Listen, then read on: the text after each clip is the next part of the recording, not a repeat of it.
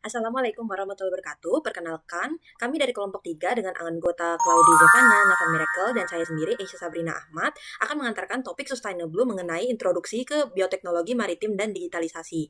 Tujuan dari materi ini agar dapat mengaplikasikan bioteknologi kelautan di ekonomi dan juga menggunakan alat-alat digital seperti GIS untuk mengakses biodiversitas dan sumber daya laut. Dalam 60 tahun terakhir ini bioteknologi berkembang cepat di berbagai bidang. Bioteknologi kelautan juga sama. Dari perkembangan ini dapat mengatasi masalah keamanan pangan, keamanan energi, kesehatan, dan keberlanjutan. Untuk melakukan ini diperlukannya digitalisasi. Digitalisasi adalah penerapan teknologi digital dalam operasi penelitian dan pengelolaan kelautan. Hal ini membantu meningkatkan efisiensi produksi dan mengurangi pemborosan. Salah satunya di sini adalah contoh sistem perikanan cerdas. Data real time ini digunakan untuk memantau stok ikan, mendukung pengelolaan berkelanjutan. Hal ini juga dapat diterapkan monitoring secara langsung di laut yang memungkinkan pengawasan lingkungan laut, evaluasi kondisi laut, deteksi dini pencemaran, pemantauan asidifikasi laut. Data koleksi ini digunakan berbagai parameter, yaitu parameter fisika, kimia, biologi, dan geologi. Koleksi data in situ yang artinya di tempatnya langsung, ini adalah alat-alat yang dipakai untuk mengukur berbagai parameter. Mooring, buoy, idle gauge. Selain pengumpulan data secara langsung di lapangan, data kelautan juga dapat dikumpulkan melalui metode ex situ, yaitu dengan membawa sampel seperti air, sedimen, atau organisme laut ke laboratorium untuk dianalisis dalam kondisi terkontrol.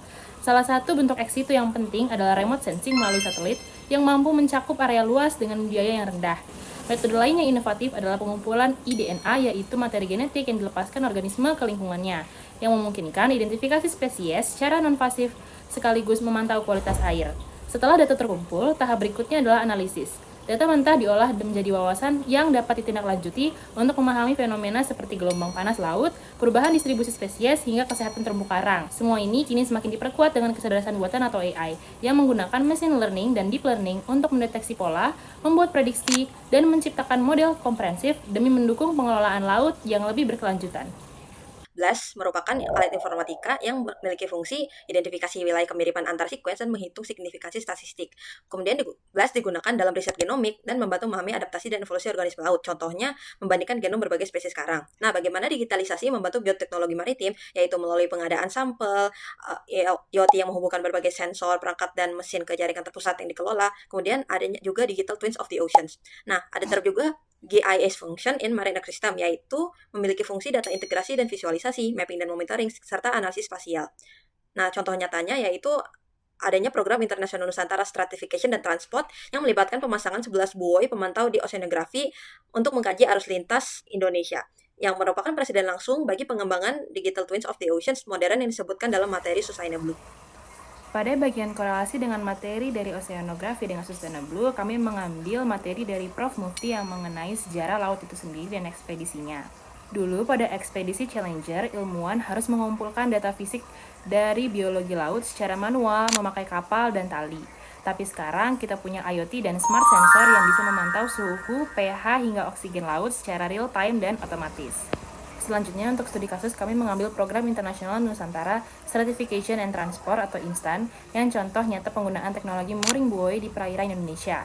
Program ini melibatkan Indonesia, Amerika Serikat, Australia, Prancis, dan Belanda dengan memasang 11 buoy pemantauan oceanografi di Selat Makassar, Selat Lombok, Selat Selatan Limfatola, Selat Ombay, dan Celah Timur untuk mengkaji arus lintas Indonesia atau AILINDO. Ini adalah preseden langsung dari pengembangan Digital Twins of the Ocean atau DTOS modern yang disebutkan dalam materi Sustainable. Untuk pemetaan era satelit, oceanografi memberi kita citra suhu permukaan laut dari luar angkasa. Kini teknologi itu diperkuat oleh GIS untuk integrasi data spasial ekosistem. Bahkan kalau dulu ada Argo Float, pelampung otomatis mengirim data ke satelit, sekarang kita bisa membuat digital twins of the ocean, yaitu model virtual laut berbasis AI dan cloud computing. Terakhir, masalah klasik seperti pengasaman laut, pemanasan global, dan overfishing kini dikaji lebih dalam melalui riset ocean acidification. Kita mempelajari mekanismenya terhadap kelangsungan hidup spesies laut, calcified dan non-calcified. Berikut adalah kesimpulan dari kelompok kami. Terima kasih.